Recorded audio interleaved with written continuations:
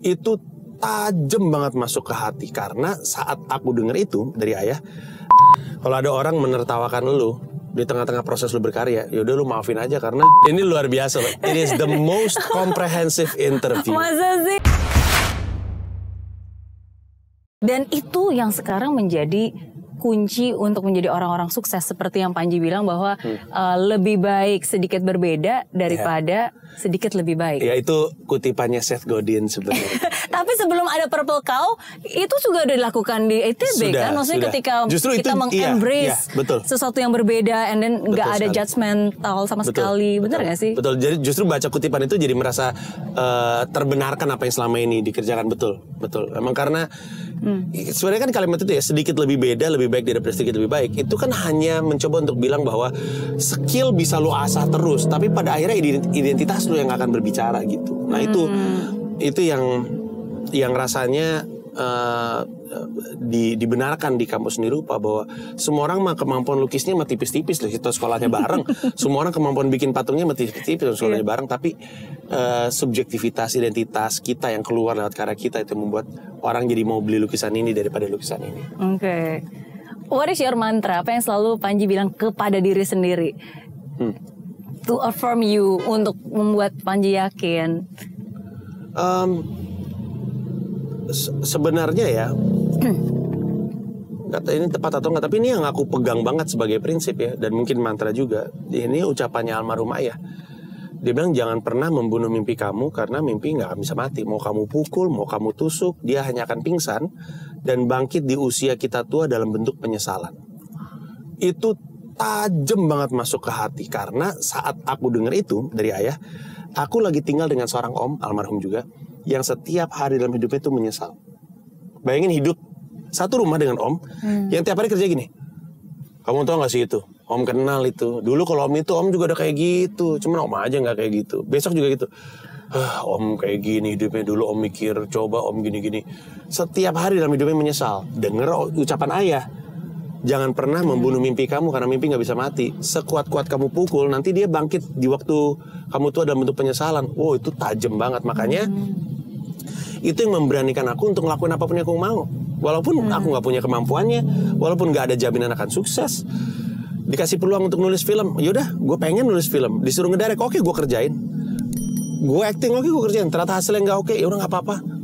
Daripada gue nyesel waktu gue tua, coba gue waktu itu ambil ya, bisa jadi apa ya, gue ngapain gitu. Jadi apapun yang aku pengen lakukan, itu yang aku pegang. Kalau bisa disebut mantra mungkin itu sih. Itu ya.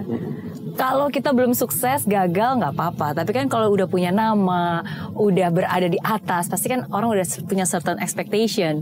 Terus kalau gagal itu nggak ada rasa kayak, you know, like. Ya betul, apalagi komedian ya. Jadi kita bisa asumsikan Panji sebagai stand up comedian mungkin adalah salah satu nama yang paling sering disebut orang. Jadi ada ekspektasi. Kadang-kadang orang kalau nonton Panji pasti ngarepnya lucu, tapi seringkali aku juga nggak lucu karena misalnya lagi open mic, jadi aku lagi nyobain joke baru. Joke itu susah ya, karena kan kita pikir lucu, orang belum tentu nangkep lucunya di mana. Jadi ada aspek teknikal gitu, bahasa gitu, soal membuat orang ngerti apa yang kita maksud. Nah jadi sering kalau misalkan datang ke open mic, aku bawa joke yang setengah mateng, dan orang bisa aja bingung kayak, lah ternyata si Panji nggak lucu-lucu amat ya gitu. Dia nggak tahu kalau aku lagi nyoba gitu. Dan awalnya memang beban. Awalnya memang terbebani ekspektasi. Tapi aku ingat lagi bahwa ya dia nggak tahu sih apa yang beneran terjadi gitu, apa yang beneran di dalam diri aku. Jadi lama-lama aku belajar untuk let go gitu. Bebannya aku tinggalin, terserah orang mau ngomong apa, gue nggak bisa atur juga omongan orang. Ya udah, gue lagi berproses. Makanya aku selalu bilang, kalau ada orang menertawakan lu di tengah-tengah proses lu berkarya, ya udah lu maafin aja, karena kayaknya hidupnya dia tuh terlalu instan untuk memahami pentingnya proses. Dia nggak tahu kalau kita tuh belum barang jadi, kita tuh lagi dalam perjalanan gitu. Jadi ya udahlah, biarin aja. Emang di dunia serba cepat, kadang-kadang orang berasumsi semuanya harus cepat juga, padahal enggak, ada hal-hal yang harus lewat proses. Dan itu yang sangat ditekankan dan diyakini oleh seorang Panji. Percaya mimpi, percaya diri, dan percaya proses. Betul. Risetnya luar biasa sekali. Luar biasa. Sendiri atau sama tim, Mbak Mary?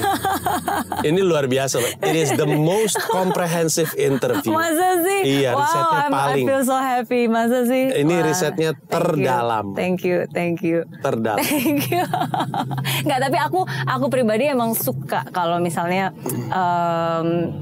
tahu cerita orang. Apalagi kalau misalnya aku pertama kali baca kan Mas Panji ini kan cerita di Impossible, terus gitu ayahku seorang insinyur listrik. Aduh, papa juga. Bokap juga insinyur teknik elektro. Terus udah gitu ayahku dulu ceritakan justru gara-gara ke bisnis jadi bangkrut. Betul. Oh, my dad also. Jadi dulu sebagai insinyur elektro papa kerja employee di perusahaan internasional, hidup kita nyaman. Tapi begitu dia mirip persis. Begitu dia masuk bisnis, ditipu orang, maksudnya bisnis Persis. itu kacau balau. Akhirnya disitulah mengalami kemerosotan finansial gitu. Terus aku baca juga SMA di Gonzaga, sini. Jadi aku pikir, wow, okay, this is interesting. Jadi aku memang curious, and then seperti yang kata Panji kan, curiosity kan awal dari sesuatu yang pembelajaran itu kan berawal dari rasa keingintahuan kan. Betul sekali. Gitu. Jadi ya gitu. Jadi kita jadi aku I have interest in your story. Iya. Dan itu kutipan itu percaya diri, percaya mimpi, percaya proses itu aku sebut di mana ya? Aku juga bahkan gak ingat. Saking banyak yang ngomong suka lupa pernah ngomong di mana. Tapi itu juga kalau disebut mantra itu juga mantra. Dan itu tapi bukan hanya berlaku kepada aku, lebih ke formulasi sih. Orang suka nanya kan, Bang Panji gimana sih caranya kalau misalnya pengen sukses gitu. Walaupun aku selalu bilang, pertama definisi sukses orang kan beda-beda ya. Stres kalau kita merasa sukses itu harus kayak gitu. Tapi apapun definisi suksesnya itu, jalan kesananya itu dari percaya diri, percaya mimpi, percaya proses.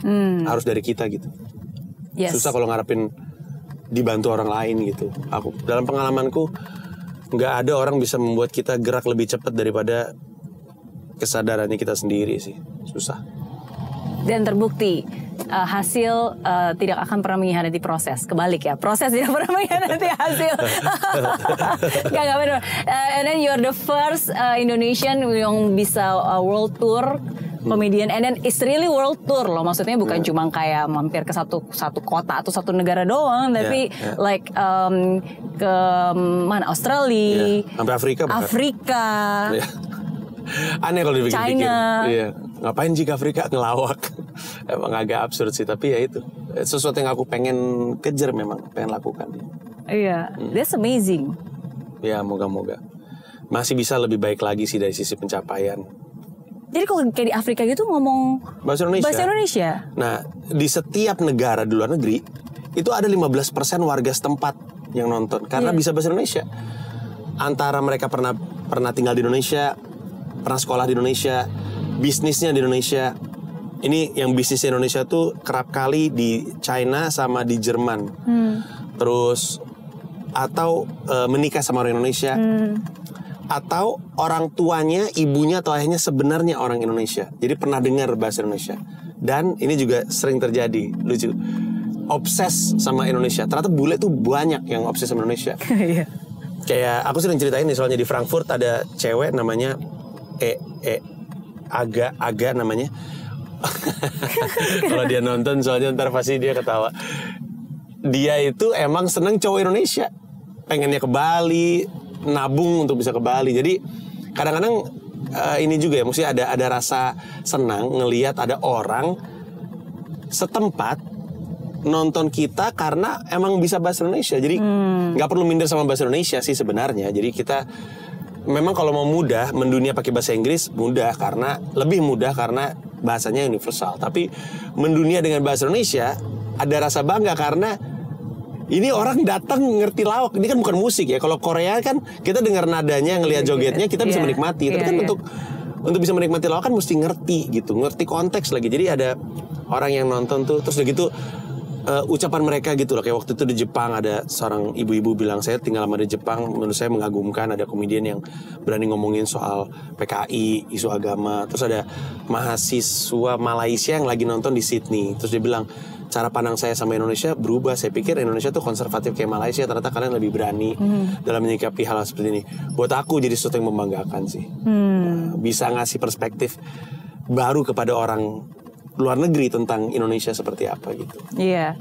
Dan udah berapa tahun nih berarti sampai sekarang? Stand up-nya? Iya. Dari 2010 sampai 2020, 10 tahun? World tour-nya. Oh, kalau world tour-nya dari 2014 pertama kali. Berarti berapa? 6? Iya, betul. 6 tahun. Betul. 6 tahun, Masake Bangsaku, juru bicara Pragiwaksono, dan yang ini Komodo World Tour itu yang keempat. Susah banget namanya ntar. Komoy de Moy. Astaga. Komoy do Menoy. Iya. Kenapa bikin nama susah-susah? Tips dong buat aku. Gimana caranya untuk jadi lucu?